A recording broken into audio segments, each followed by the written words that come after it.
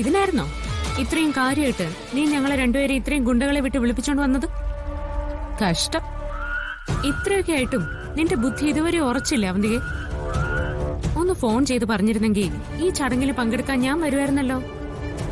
അത് നിന്റെ അച്ഛനായതുകൊണ്ടല്ല, ഒരു നല്ല മനുഷ്യന്റെ ആത്മാവിന് മോക്ഷം കിട്ടുന്ന ചടങ്ങിന് പങ്കെടുക്കുന്നത് എനിക്ക് സന്തോഷമായതുകൊണ്ട്.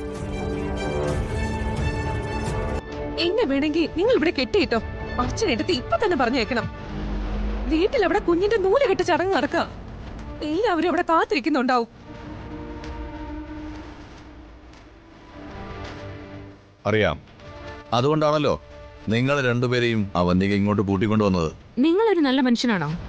ഇവളുടെ അമ്മാവനെന്ന് പറഞ്ഞ് നടക്കാൻ നാണില്ലേ നിങ്ങക്ക്? നിങ്ങൾക്ക് ഇത്രയും പ്രായമായില്ലേ? ഇനിയെങ്കിലും ഒന്ന് മര്യാദയ്ക്ക് ജീവിച്ചൂടെ?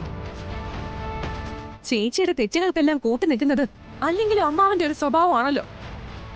നീ അധികം കിടന്ന് ചിലക്കാതെ പെണ്ണേ. അവന്തിക ഒരു കാര്യം പറഞ്ഞാൽ ഈ അമ്മാവനത് ചെയ്തിരിക്കും.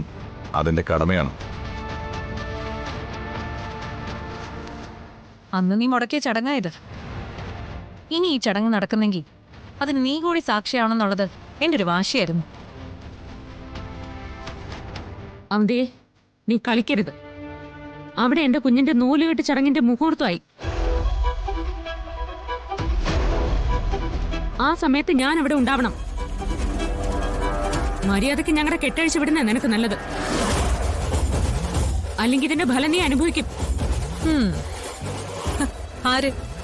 ഞാനോ? ഇതുവരെ അനുഭവിച്ചതെല്ലാം നീയും സേതുമാധവനും മക്കളും കൂടിയല്ലേ. കൊട്ടാരത്തിൽ താമസിച്ചിരുന്ന നീയൊക്കെ ഇപ്പൊ എവിടെയാ താമസിക്കുന്നെ? വെറും വാടക വീട്ടിൽ. സേതുമാധവന്റെ സിംഹാസനത്തിൽ ഇപ്പൊ ഇരിക്കുന്നത് ഞാനാ. അയാളുണ്ടാക്കിയ സാമ്രാജ്യം ഭരിക്കുന്നതും ഞാൻ തന്നെയാ. നിന്റെ ഭർത്താവിനെയും അനിയനെയും ആങ്ങളെയും എല്ലാം ഞാൻ അവിടെ നിന്ന് ഇറക്കി വിട്ടു. ഇനി നിനക്കൊന്നും നെല്ലിശ്ശേരി വീടോ ആ ബിസിനസ്സോ ഒന്നും കണി കാണാൻ പോലും കിട്ടില്ല. അതൊക്കെ കോടതി തീരുമാനിച്ചോളൂ. പക്ഷേ ഇപ്പൊ നീ എന്നെ അഴിച്ചു വിട്ടില്ലെങ്കിൽ ഈ ചടങ്ങ് ഇന്നും നടക്കില്ല. ഓ, നടക്കും. നടത്തും ഞാൻ.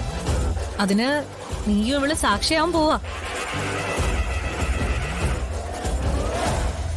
മൂർത്തി, ഞാൻ കർമ്മങ്ങൾ ചെയ്യാൻ പോവാ.